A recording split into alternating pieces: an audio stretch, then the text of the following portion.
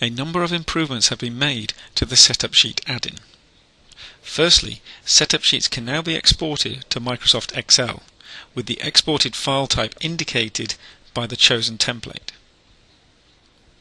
Secondly, custom setup sheet configuration has been made easier with the addition of more fields for the tool. These include things such as the tool comments. This allows you to customize the placement of the individual elements of the tool details and thus improves setup sheet localization. There are also some new additional fields available in the part documentation dialog which are also passed over to the setup sheet.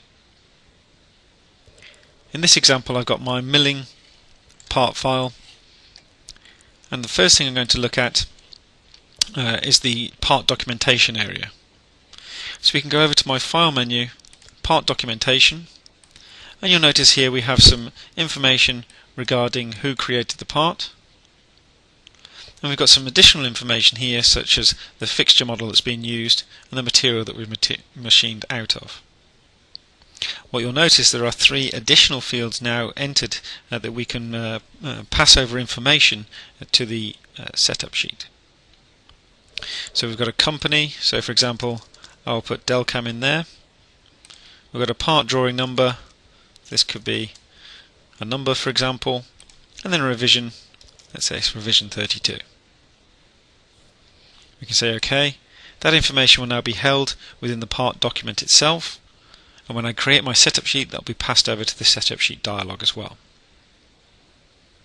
Now I've already turned on my setup sheet add-in, and you can see here the setup sheet add-in is located like so.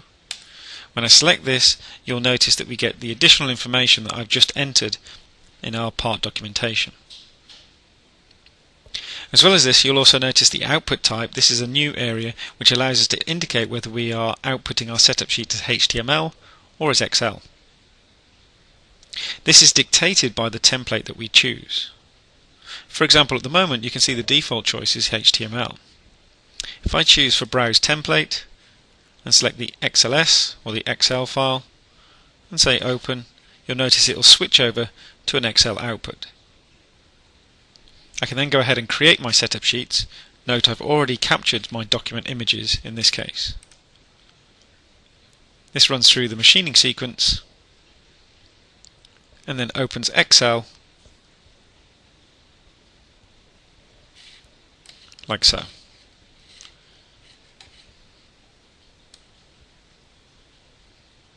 You can see my setup sheet has been generated. In this case, you'll also notice that we have things, for example, the tool comments have been output for this particular template. If I go back to my setup sheet dialog, and again, browse for a template, and this time I'm going to switch to setup sheet template and say Open, you'll note the HTML template is there like so. Again, we can run through Create Setup Sheets, and this will generate a HTML equivalent.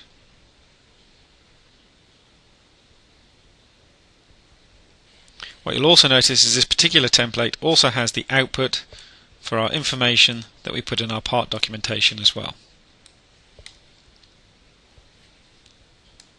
All of the fields within these templates are fully customizable, whether you're using the Excel or the HTML type. If I browse the directory, in this case it's the add-in directory, you can see I've got the 2 template types. I've got my Excel and I've got my HTML. If I open this, you'll notice that I get all of the tags that detect the output from FeatureCam and enter those into those particular fields. So you'll notice here, for example, I've got the tool details, tool length, tool diameter, and so on. Within Excel, these are also grouped together as grouped loops.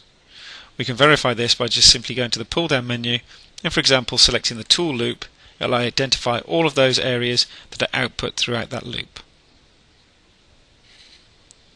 If we look at the HTML template, again you'll notice similar tags, only in this case you can see we've got the FM company, part number and FM revision in this template. All of the tags, as I said, are customizable, and you can go to your HTML setup sheet help file, and then you can click on the embedded tags, and this will show you all the tags that are included for that setup sheet generation. You simply copy one of these and that'll output the particular item under this description.